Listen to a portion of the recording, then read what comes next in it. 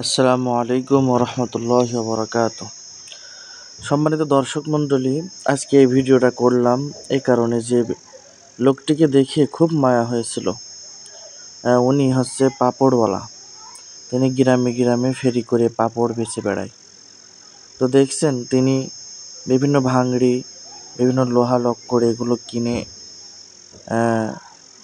বিভিন্ন পাপড় বাদামের বিনিময়ে সেগুলো তিনি কিনে নেন। তো দেখেন আমাদের মাদ্রাসায় আসলেও ছাত্ররা বলল, হুজুর আমাদের অনেক বোতল আছে, পুরাতন বোতল, ওগুলো দিয়ে দিই। বললাম দাও তাহলে। তা ওনার জীবনের কথা শুনলাম, অনেক কষ্ট। আল্লাহ আমাদের তাদের থেকে কত ভালো রেখেছে, কত ভালো, কত সুস্থ সুন্দর রেখেছে, কত সুন্দর জীবনযাপন করার তৌফিক দিয়েছেন। ওনার 3টে সন্তান, 2টা মেয়ে, একটা ছেলে। তো ওনার জীবন যুদ্ধ অনেক কষ্টের। তো আমরা দেখেন অনেক মাল আমরা কিন্তু ওনার কাছ থেকে আমাদের লস করায় ওনাকে লাভ করালাম। বললাম আপনার এত কিছু দেওয়ার দরকার নেই, এতে তো অল্প দিন। কিছু কিছু মানুষ আছে তাদের কাছ থেকে কিছু নিতে হয়, কিনতে হয়, তারা ভিক্ষে করে না।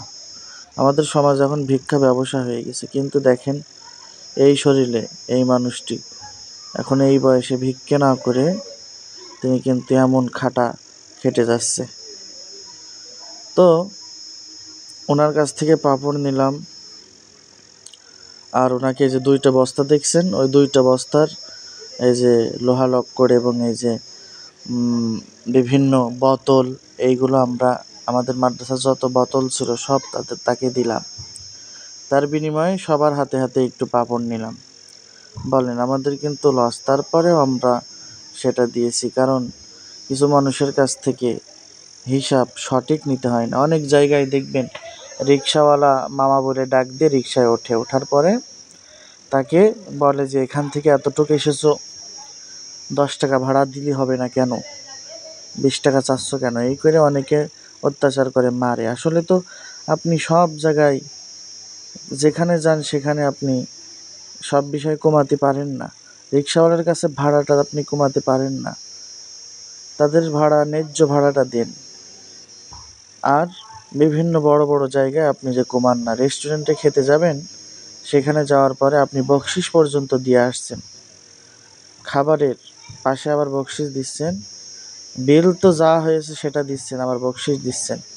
কিন্তু রিক্সাওয়ালার রিক্সায় উঠলে এবং পাপড়ওয়ালার পাপড় কিনতে গেলে আপনাদের যত সব ঝামেলা, তখন ন্যায্য হিসেবটা আপনি করেন, তখন আপনি কমান, তখন আপনার দাম আপনি বাড়ান।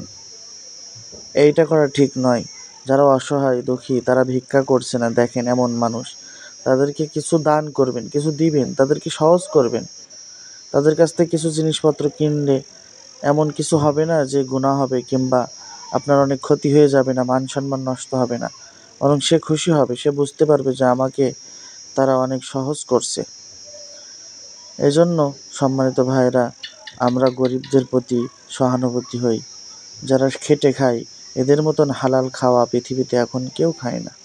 আমাদের সমাজে এখন কোনো হালাল টাকা নাই, সব হারাম, সব হারাম। কিন্তু যারা এমন খেটে খায় তারা একমাত্র হালাল খায়।